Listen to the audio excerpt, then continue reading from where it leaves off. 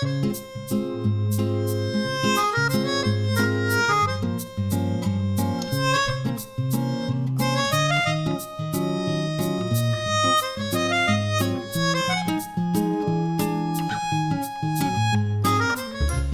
책 한 권을 뚝딱 읽어보는 시간입니다. 북구북구 북튜버 이시안 씨 나오셨습니다. 안녕하세요. 네, 안녕하세요.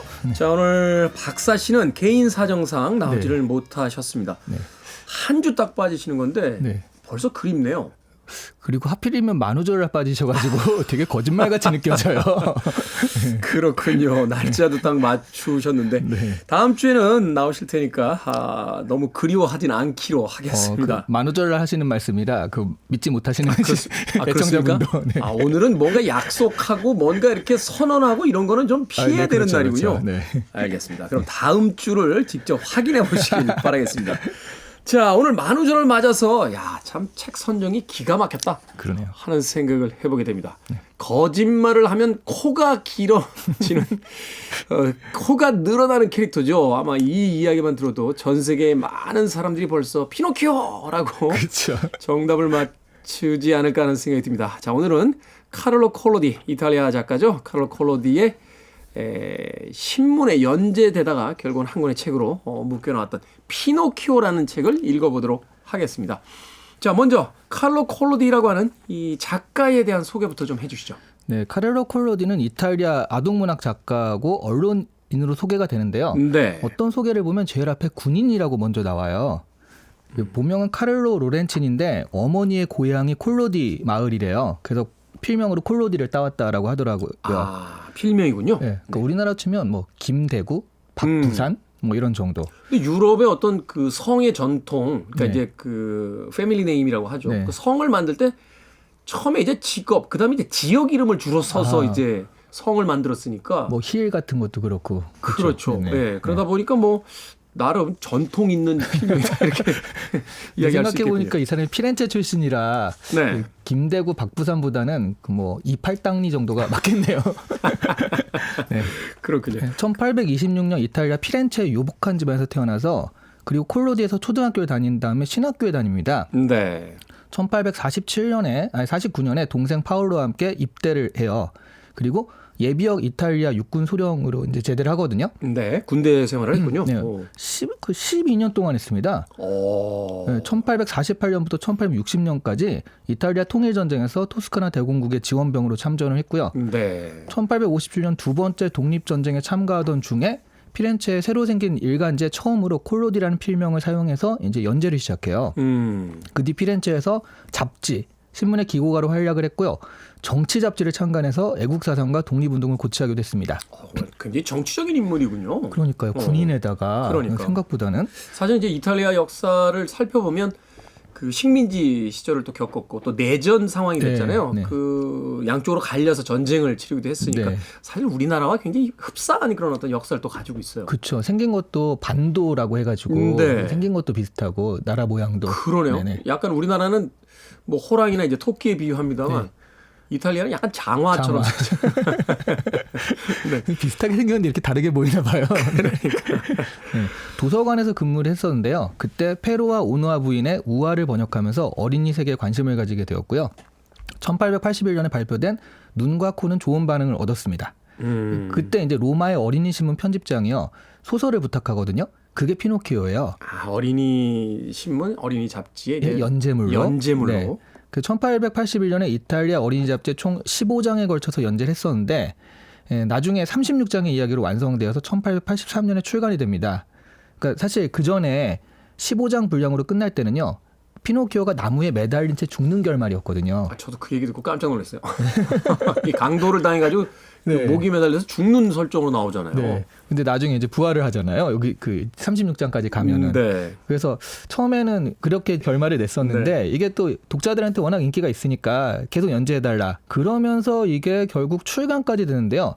당시에 100만 부 이상 팔린 베스트셀러가 됩니다. 그 당시. 네네. 그 이제 좀 그 몇 년 이제 합쳤겠죠. 그렇죠. 그렇다 할지라도 이게 19세기 하니까 네, 20세기 초반 아니에요. 네. 그러니까 뭐 엄청나게 이걸로 이제 일어서신 분인데 그 피노키오 연재한 다음에 독자들 요청 때문에 한 2년 정도 더 쓰여서 36장의 해피엔딩으로 끝이 납니다. 네. 그리고 이제 그 나중에 제가 이 몇 년도에 돌아가셨는지 모르겠지만 뭐 그 계속 이제 발표를 하고 어린이 문학을 하다가 이제 나중에는 돌아가시는 거죠. 그렇군요. 이탈리아의 이제 어린이 문학을 대표하는 그런 작가로서 저도 사실은 이 칼로 콜로디가 그 피노키오를 그런 비극적인 결말로 신문에서 연재를 끝내려고 했다. 원고를 안 줬대요. 신문사에서 그래서 열이 받아가지고 그랬다 이제 독자들이 막 그 청원을 하고 그리고 그 신문사에서 이제 밀린 원고를 줄 테니까 좀 더 써달라라고 해서 이제 썼다라는 얘기를 들었었는데 계약 관계가 문제였군요. 이분이 이제 정치적인 어떤 그 입장도 있고 군대까지 갔다 오시는데 한 성격 하시는 분이거든요. 카를로 콜로디. 자, 그렇다면 이제 원제는 피노키오의 모험이라고 되어 있습니다. 자, 줄거리 어떻게 됩니까? 네. 제페토라는 친절한 나무 조각가가 피노키오라는 아름다운 나무 인형을 만듭니다. 그리고 제페토는 피노키오의 친구로요. 백설공주, 엘사, 심청을 같이 만드는데 마법사가 나타나서 이 네 명에게 생명을 불어넣어요. 그 마법사는 인형들에게 인간이 되기 위해서 퀘스트를 완수하고 악의 세력으로부터 이 왕국을 지키라고 명령을 하죠. 네. 뭐 좀 이상하지 않으세요? 이거는 아니지 않습니까? 피노키오의 줄거리가? 이 만우절 특집으로 잠깐만 해봤습니다. 깜짝이야. 제가 이 챗GPT한테 네. 한번 시켜봤거든요. 챗GPT한테 피노키오와 백설공주와 겨울왕국과 심청전을 엮어가지고 줄거리를 만들어달라. 시켰는데요. 지금 끝까지 만들어줬어요. 그래서 나름 재밌습니다. 나도 해봐야겠다. 존윅과 저 아바타 섞어서 그렇죠. 줄거리 만들어 달라고 해봐야겠다. 아바타 행성의 몰살 이런 거 나오겠는데요. 네. 자, 원래 줄거리 다시 돌아와서 이제 원래 줄거리로 가보도록 네. 하겠습니다. 원래는 그냥 말하는 나무 토막이었던 피노키오는요. 제페토 할아버지에 의해서 만들어지자마자 곧 집을 뛰쳐나와서 말썽을 부리기 시작을 해요. 네. 제페토 할아버지는 피노키오를 억지로 끌고 집으로 가려다가 오해를 사가지고 경찰에 끌려가게 되죠. 아동 학대로. 그러니까요. 네. 피노키오는 혼자 집으로 돌아와서 자신의 나무 다리를 태워 먹는데요. 유치장에서 돌아온 제페토 할아버지가 나무 다리를 고쳐주기도 합니다. 이 사건을 통해서 약간 반성한 피노키오는 학교를 다니기로 했는데요. 제페토 할아버지가 또 외투를 팔아서 사준 교과서를 가지고 등교를 하다가 인형극을 보기 위해 그 책을 팔아버려요. 네. 그리고 인형극단에 잡힌 피노키오는 단장의 마음을 사서 금화 5입을 얻게 되는데 그걸 가지고 다시 집으로 돌아가다가 여우와 고양이에게 속아서 결국 빼앗기게 됩니다. 네. 그 과정에서요 4개월 동안 감옥살이도 하게 돼요. 그러니까 이 어린이가 4개월 동안 유치장 신세를 짓는 전과자가 되는 거죠. 솔직해서 감옥살이 하잖아요. 맞아요. 네. 그러다가 파란머리 요정을 만나서 마치 엄마와 같이 보호를 받습니다. 요정의 집에서 피노키오는 학교도 열심히 다니고 우등생 생활을 하지만 사람이 되기로 예정된 바로 전날 학교 친구인 램프익의 꼬임에 빠져가지고 환락의 섬으로 가게 되고요. 네. 거기서 몇 달 지내는 사이에 당나귀가 되어버립니다. 그러다가 잡아먹힐 위기에 처했다가 바다에 이제 빠뜨려지게 되거든요. 그리고 이제 그 당나귀에서 다시 이제 나무 인형으로 되는데 그러다가 또 그 바다로 도망을 치다가 피노키오가 고래에게 먹히게 돼요. 네. 그 고래 뱃속에는 피노키오를 찾아 나섰다가 행방불명된 제페토 할아버지가 있었습니다. 이 에피소드가 그 아쿠아맨이라는 영화에 네. 나오잖아요. 아쿠아맨은 이거 원래 성경에 유명한 요나의 어떤 그렇죠, 그 고난에 그렇죠. 대한 네. 이야기잖아요. 근데 뭐 내가 이 해결책을 알아. 그래가지고 딱 이렇게 고래뱃 속으로 딱 가는데 알고 보니 그 해결책이 동화였어 하면서 이게 화내던 장면이 아쿠아맨에 있거든요. 네. 네. 무려 2년 동안 고래뱃 속에서 살았다고 합니다. 그 제페토 할아버지가. 그래서 할아버지와 같이 고래뱃 속을 탈출해서 육지로 돌아가는데 거기서 쇠약해진 할아버지를 위해서 열심히 5달 동안 일을 하고요. 그런 피노키오의 마음이 인정받아서 결국 피노키오는 사람이 되는 결말로 끝이 납니다. 네. 아마도 이시안 씨의 이 줄거리를 듣고 나서 아니 이야기가 왜 이렇게 너를 띱니까? 라고 생각하시는 분들이 계실 것 같아요. 근데 원작에서 네. 이게 어떤 동화의 상상의 세계라서 그런지 몰라도 에피소드들이 이렇게 분절분절화돼 있는 네. 그렇죠. 갑자기 이제 원작이 아마 상어로 제가 기억한 상어 뱃속에 들어갔는데 큰 상어, 네. 큰 상어 뱃속에 들어갔는데 거기 갑자기 할아버지가 있고 이 네. 현대 극에서는 하지 말라는 거잖아요. 이제 우연한 만남 이런 거 하지 말라는 건데. 그리고 그 바다 막 할아버지 없고 헤엄치다가 너무 힘들어서 거의 죽을 지경이 되는데 그 상어 뱃속에서 같이 도망쳐온 참다랑어가 도와주기도 하고. 그러니까 갑자기 막 요정이 나타나고 또 자신이 이제 그 죽였다고 믿었던 귀뚜라미의 어떤 영혼이 나오고 그렇죠, 막 그렇죠. 이런 장면들이 이제 계속해서 펼쳐지게 되는데 네. 그럼에도 불구하고 이 피노키오의 모험은 그 작가의 아주 발랄한 상상력과 이 피노키오라고 하는 역대급 캐릭터에 힘입어서 처음 이제 책을 읽기 시작하면 끝날 때까지 정말 즐겁게 읽을 수 있는 그런 책이기도 합니다. 빌보드 키드의 아침 선택 KBS 2라디오 김태훈의 프리웨이 북구북구 이시안 씨와 함께 오늘 카를로 콜로디의 피노키오 읽어보고 있습니다.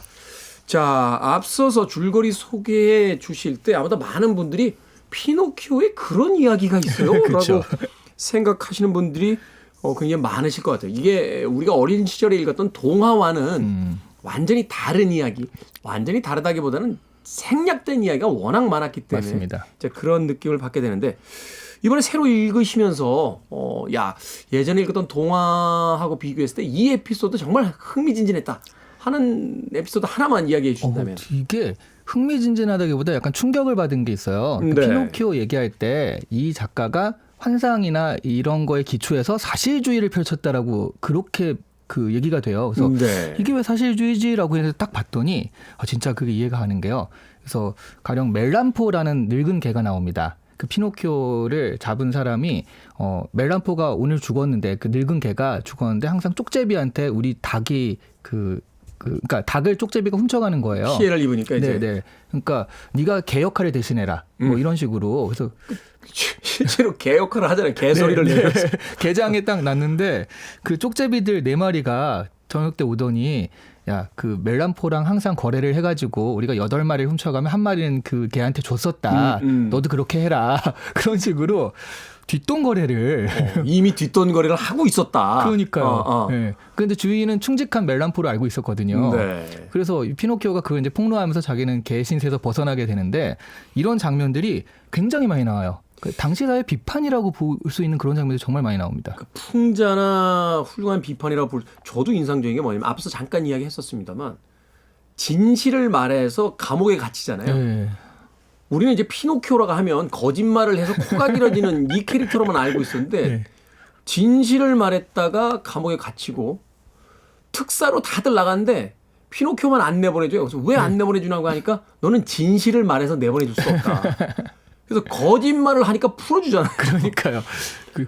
그러니까 결국 이 피노키오가 왜 거짓말을 해서 코가 길어졌는지 결국 이게 피노키오 잘못이 아니라 일종의 사회상의 문제다라고 지적하는 듯한. 그러네요. 그러니까 여기 보면 전문직 혐오가 약간 있다라고 느껴지는데요. 재판관도 이상한 판결을 내고요. 네. 여기에 또 의사가 나오거든요. 네. 이것도 되게 인상적이었던 게 피노키오가 거의 이게 그러니까 나무에 매달려 가지고 그 죽었나 안 죽었나 했을 때 의사 3명이 와요. 한 명이 이 사람 제 생각엔 죽은 것 같다. 혹시라도 살아있다면 그것은 죽지 않았다는 증거겠죠. 이러는 거예요. 또 한 명은 아직 살아있다. 혹시라도 살아있지 않다면 그건 죽었다는 얘기일 거야. 뭐 이런 식으로. 그러니까 마지막 의사가 신중한 의사라면 자기가 잘 모르는 말은 안 하는 게 좋습니다라고 아무 말도 안 하거든요. 뭔가 의사들에 대한 엄청난 혐오가 느껴졌어요. 약간 사무엘 베케트의 그 고도를 기다리며 같은 화법 아닙니까? 네. 죽었습니다. 네. 하지만 살아있다면 그것은 죽지 않았다는 증거죠. 뭐 이런 식으로. 그러니까요. 그러니까 이게 도대체 무슨 얘기지 할 정도로 이 책에서 주로 이제 등장하고 있는 건 세상이 얼마나 우스꽝스럽고 거짓과 말장난으로 가득 차 있는가에 대한 이야기들. 앞서 이야기한 그 감옥 같은 경우도 결국은 진실을 말한 자는 갇혀 있고 네.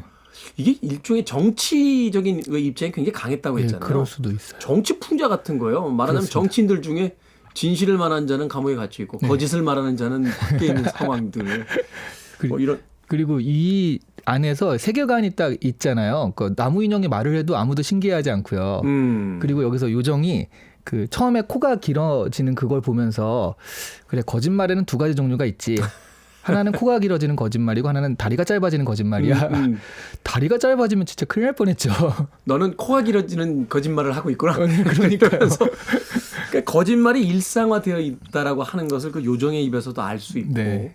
이 만나게 되는 많은 사람들 물론 이제 좋은 사람도 있죠. 이 서커스단 단장 같은 경우는 피노키오의 어떤 그 용기에 감탄을 해서 그 말을 주기도 합니다만 네. 길에서 만나는 여우와 고양이는 그의 돈을 훔치고 어른들은 진실을 말했다고 감옥에 가두고 계속해서 이 피노키오의 노동을 저는 사실은 깜짝 놀란 게 어린아이에 대한 노동이 이 당시에 이렇게 일반화되어 있었나? 아무도 이상하게 생각을 하지 않아요. 어린 그쵸. 피노키오가 계속해서 이제 노동을 하는 것에 대해서도. 네. 근데 이 당시가 1800년도 말에서 1900년도 넘어갈 때잖아요. 그렇죠. 그럼 딱 이제 산업혁명 때라 공장에서 아이들 노동력이 엄청 필요할 때고 그리고 산업혁명 당시에 영국의 평균 수명이 19세라고 하잖아요.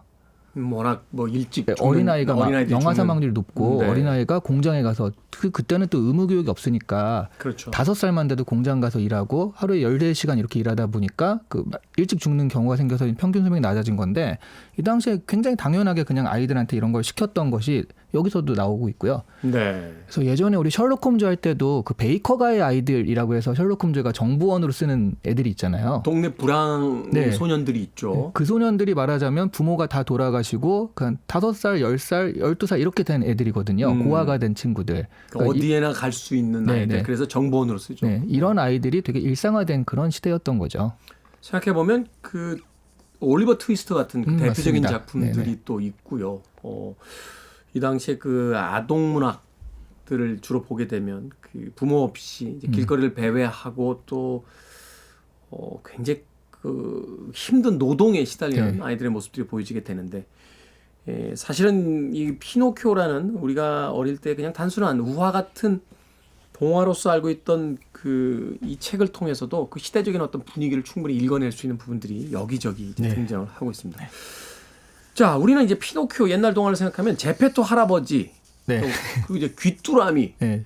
그리고 이제 소원을 들어주는 푸른 요정, 네. 이제 이 정도만 이제 머릿속에 담고 있었는데 이번에 다시 읽게 되면서 야, 이게 이상한 나라의 피노키오구나. 정말 엄청난 캐릭터들이 있구나라는 생각을 했습니다. 네. 인상적인 캐릭터가 있었다면 어떤 캐릭터? 일단 저는 2명인데 지미니 크리켓. 그러니까 이 지미니 크리켓은 아마 그 디즈니가 이것을 피노키오를 1940년대 애니메이션을 만들었거든요. 네. 그러면서 이제 귀뚜라미한테 붙여준 이름인데 이 지미니 크리켓이 처음에 너무 허무하게 죽었다. 신발을 던져서 죽나요? 그렇죠? 망치를 던져서. 망치를 던져 죽죠. 네. 네. 네. 잔소리를 하니까 망치를 던져서 바로 사망을 했는데 이게 뭐지 하는데 나중에 또 영혼이 돼가지고 또 가이드로 나오잖아요. 계속 쫑알쫑알거리면서 잔소리하면서 따라다니잖아요. 그리고 디즈니에서 이 피노키오 애니메이션 만들 때요. 이 영화가 그러니까 그 음악이 굉장히 중요한 그 첫 번째 영화였대요. 네. 그래서 그 디즈니 성 나왔을 때 디즈니 하면은 딴딴딴딴딴딴딴 그거 있잖아요. When You Wish Upon a Star. 네. 네. 그게 지미니 크리켓의 이 귀뚜라미의 테마곡이더라고요. 그렇죠. 네. 그래서 지미니 크리켓이 이제 기억에 남았고 그리고 여기서 다시 읽어봤을 때 아, 이거 진짜 호구 아니야 하는 게 꼭두각시 그 극장 주인 허풍선이라고 나오고 처음에 되게 무시무시하게 묘사가 되거든요.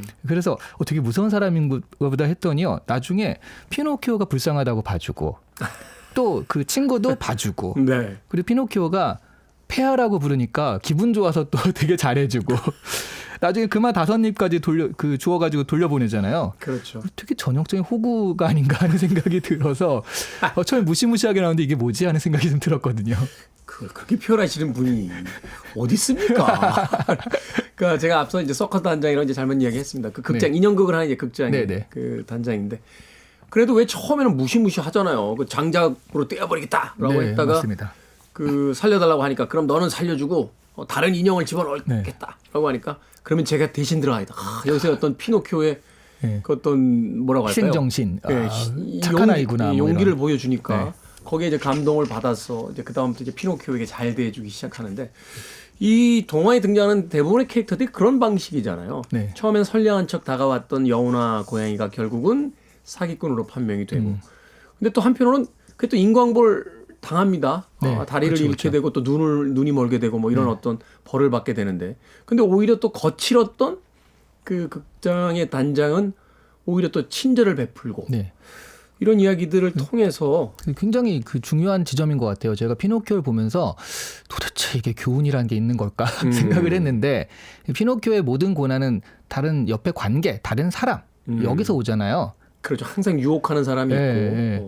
근데 얘의 어떤 해결책도 다 옆에 친구라든가 우연히 도와줬던 사람 이런 사람들에서 오게 된단 말이죠. 네. 결과적으로 우리를 어렵게 하는 것도 사람이지만 우리를 또 도와주고 우리를 행복하게 하는 것도 사람이구나라는 생각을 이걸 보면서 많이 하게 됐거든요. 말하자면 이제 작가인 카를로 콜로디가 자신이 살았던 그 시대 이제 이탈리아의 어떤 사회상을 쳐다보고 있는 듯한 그 이야기들이 또 담겨져 있습니다. 그러면서 흥미로운 건 이 이야기가 결국은 성경의 이야기를 굉장히 많이 모티브로 하고 있다는 생각이 네. 들어요. 앞서 그 요나의 어떤 고행, 네. 고난, 그 고래 뱃속에 들어갔던 이제 요나의 이야기가 이제 상어 뱃속으로 이제 바뀌고, 네. 피노키오가 부활을 하잖아요. 피노키오도 부활하고, 네네. 피노키오의 그 아버지죠, 이제 양아버지죠, 제페토. 네. 이 제페토의 성씨가 발음에 따라서는 요셉으로도 불리운다라고 이야기를 해서 성경 속에 이제 그 예수의 아버지인 양아버지였던 이제 요셉을 또 떠올리면서 이 카를로 콜로디가 결국 이제 성경에 대한 모티브를 가지고 만들어진 작품이 아니야 이렇게 또 이야기하시는 분들도 계신데. 그렇게 생각하면 피노키오가 나무 인형이었다가 사람이 되는 게 기독교에서 흔히 얘기하는 성령으로 거듭난다 뭐 이런 얘기를 하잖아요. 그런 것과 또 유사하다고 볼 수도 있겠네요. 그러네요. 결국은 나무를 다루는 목수잖아요. 제페토 할아버지가. 그러네요. 그 직업 자체가 네. 참 여러 가지 이야기들이 이 책 속에 담겨져 있습니다. 오늘 박사님이 안 계시니까 이렇게 기독교 얘기를 많이 할 수 있네요. 그렇죠. 박사님 돌아오셔야 될 것 같아요. 그러니까요. 또 이러면 또 불교적으로 해석을 해주시는 분이 한 분 계셨었는데. Free your mind. I want to break free. Are you free? I'm free. Freeway. 빌보드 키드의 아침 선택 김태훈의 프리웨이 북튜버 이시안 씨와 함께 오늘 북구북구 이야기 나누고 있습니다. 오늘의 책은 바로 피노키오입니다. 이야기를 나누다 보니까 박사 씨가 계셨으면 이 책 굉장히 좋아하시겠다 하는 이런 책 은근히 좋아하시잖아요. 네, 약간 이 캐릭터들이 굉장히 그 톡톡 튀는 네. 그런 어떤 우화적인 상상력, 동화적인 상상력의 책들을 굉장히 좋아하시는데, 야 지금 방송 듣고 계시면서 내가 있었어야 했는데라고 아마 생각하고 있지 않을까 하는 또 생각이 듭니다. 자, 우리는 그동안 피노키오를 많이 오해해 왔다 하는 생각이 듭니다. 물론 이제 분량이 작고 아이들이 봐야 된다는 한계 때문에 여러 가지 어떤 잔혹한 이야기들 또는 한편에서는 뭐라고 할까요? 좀 이해하기 힘든 상황들은 빼낸 채 아주 단촐한 이제 동화책으로 만들어 왔는데, 그래서 사실 우리는 이 책에 대한 어떤 교훈이라고 하면 딱 하나 떠오르는 게 거짓말하면 안 돼. 코가 길어. 이거 하나가 바로 이 책의 주제라고 생각했거든요. 근데 사실은 이 원작을 읽고 나면 그 이야기는 별로 중요한 게 아니에요. 잠깐 정말 코가 길어지는 건 잠깐 나오는 에피소드잖아요. 네, 그 뒤로도 별로 많이 나오지도 않고. 그러면서 요정이 뭐 이렇게 거짓말은 절대 안 돼. 막 이런 얘기도 안 하고, 너는 코가 길어지는 타입이구나. 뭐 이런 얘기를 하고 끝내요. 그래서 이게 뭐지? 라고 생각했습니다. MBTI처럼 넌 이구나 하고 이해하는 듯한 그런 모습으로. 그러니까요. 이 책을 읽으시면서 이제 새롭게 해석되는 여러 가지 어떤 메시지라든지 또 이런 이야기들이 책 속에 담겨져 있었을 텐데 어떻게 보셨어요? 네, 그러니까 가볍게 보자면은 가볍게 어떤 메시지를 찾자면 결과적으로 피노키오가 나중에 도움받을 때도 자신이 베풀었던 조그만 친절이라든가 조그만 말 한마디 때문에 나중에 도움을 받거든요. 그런 것들이 어떤 사실 진짜 중요한 메시지가 아닐까 싶기도 하고요. 근데 조금 좀 고차원적이라고는 그렇지만 조금 위에서 보자면 전 이 책을 좀 다르게 보긴 했어요. 네. 그러니까 피노키오가 제페토가 만든 하나의 예술 작품이다라고 봤을 때 수용론이라는 그 해석학적 관점이 있잖아요. 수용론. 예, 그러니까 작가가 무슨 의도로 만들었든 간에 이게 작품이 세상에 나와서 대중들한테 읽히는 순간, 그게 재해석되죠. 네, 대중들이 읽히는 게 그게 이 작품의 의미다라는 건데, 약간 피노키오를 그렇게 보자면요. 처음에 그 제페토가 만들었어요. 근데 갑자기 다 만들자마자 튀어나가가지고 세상에서 막 자기 멋대로 돌아다니기 시작을 하는 거예요. 네. 처음에는 야, 너 그러면 안 돼라고, 너 학교도 다니고 뭘 해야 돼라고 하지만 나중에는 그 세상에서 이 피노키오가 스스로 깨닫고 오히려 할아버지를 도와주게 되잖아요. 그렇죠. 그런 식으로 저는 수용론적 관점의 이야기를 여기서 놓고 봤을 때 이 피노키오가 하나의 작품이다. 그러면 이게 말이 되지 않나 하는 생각이 들더라고요. 그러니까 작가의 의도대로 이 작품이 그 세상에 전파되기보다는 사람들이 읽히는 대로 그 작품의 의미가 있는 것이다. 이렇게 좀 저는 해석을 했거든요. 그렇죠. 그렇게 본다면 이제 다양한 에피소드들을 각자의 시각에서 자신만의 방식으로 이제 또 새롭게 해석할 수 있을 것 같은데, 사실은 그 점이 이 동화가 우리에게 가르쳐주고 있는 게 아닌가 하는 생각을 저도 해본 게, 거짓말하면 안 돼. 학교에 착하게 다녀야 돼라고 해서 피노키오가 그 이야기를 정말로 잘 들어서 학교에 열심히 가고 친구들이 놀러 가자고 그래도 난 안 돼라고 바로 집으로 돌아갔다라면 네. 얼마나 재미없는 동화였을까? 얼마나 재미없는 인생이었을까? 그렇죠. 네. 그리고 그 아이는 과연 그것을 통해서 인간이 될 수 있었을까?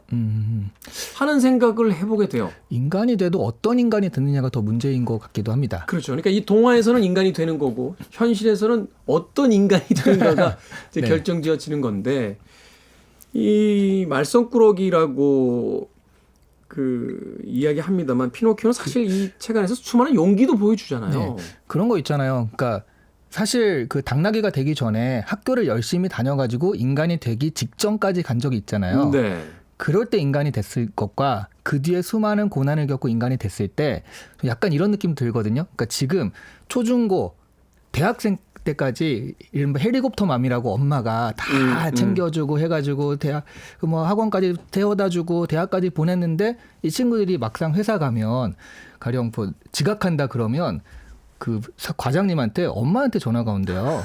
우리 아이가 오늘 아파가지고 좀 늦게 갈 것 같은데 뭐 이런 네. 식으로 그러니까 이 공부만 열심히 해가지고 이렇게 사람이 됐을 때 이런 사람이 됐을 수도 있다.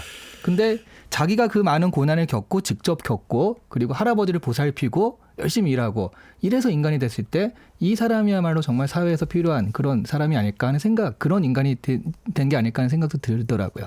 저는 아이는 없습니다만 책 읽으면서 저도 그런 비슷한 생각을 했던 게 아이들에게 우리는 이거 하지 마 저거 하지 마라고 이야기하기보단 더 많은 모험을 할 수 있게 해주고 그 모험이 안전할 수 있게 해주고 그 모험을 끝내고 돌아왔을 때 남겨줄 이야기를 가지고 있어야 되지 않는가. 네. 피노키오는 사실 그런 면에서 본다면 우리에겐 말썽꾸러기와 거짓말장의 아이로 인식되어 있습니다만 책을 읽으면서 새롭게 깨닫게 되는 건 인형을 위해 대신 희생하겠다는 용기를 보여주고 제페토 할아버지를 구해서 탈출하고 맞아요. 또 그 수많은 어떤 자신의 실수를 반성하는 그런 어떤 상황들을 통해서 이제 점점 성숙해져 가잖아요. 네.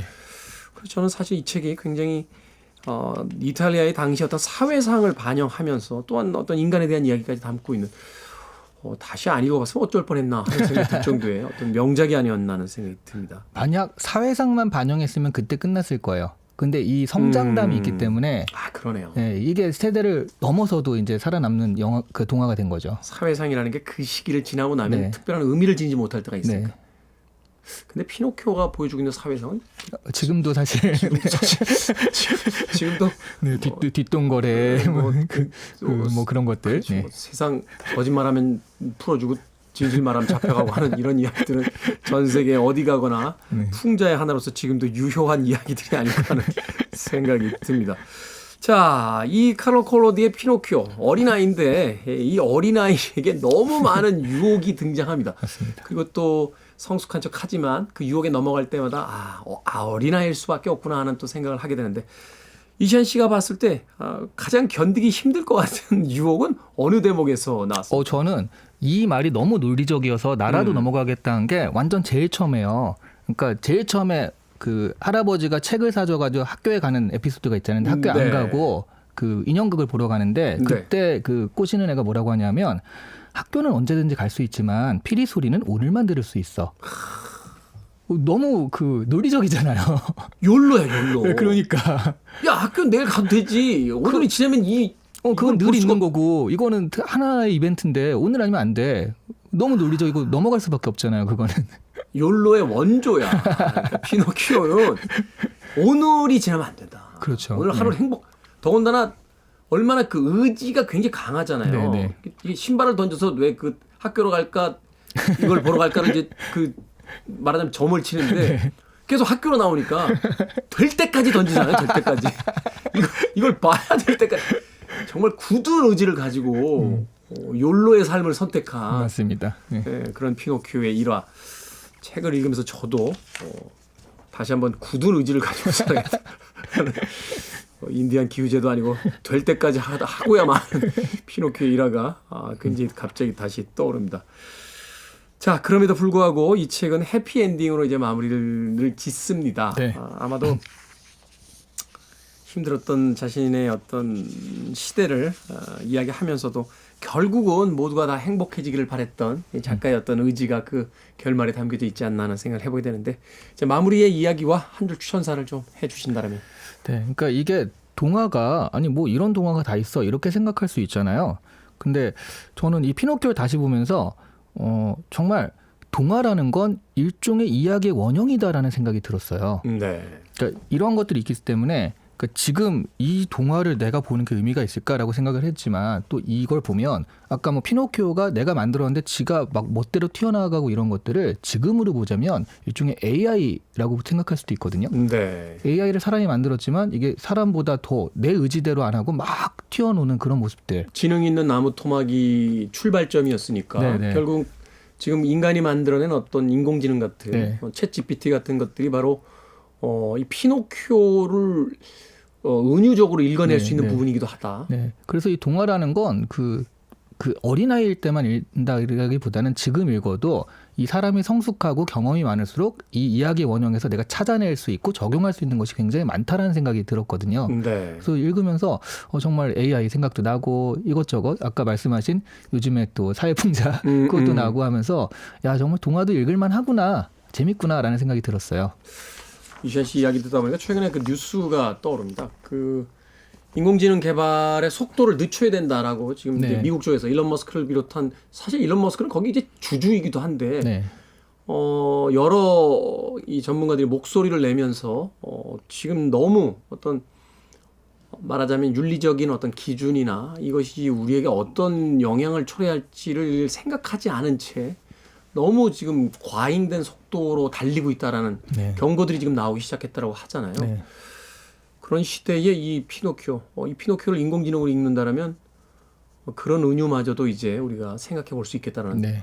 이야기를 또 해주셨습니다. 아 그러네요. 이 책이 2023년에 여전히 유효한 이유가 분명히 있군요. 네. 한 줄 추천사. 네, 이 책을 보면 피노키오를 재발견하게 되거든요. 네. 근데 그 재발견한 피노키오가 좋을지는 잘 모르겠습니다. 망나니도 이런 망나니가 별로 없거든요. 동화 속의 피노키오. 우리가 기억하고 있는 피노키오가 더 나은 것인지 그렇죠.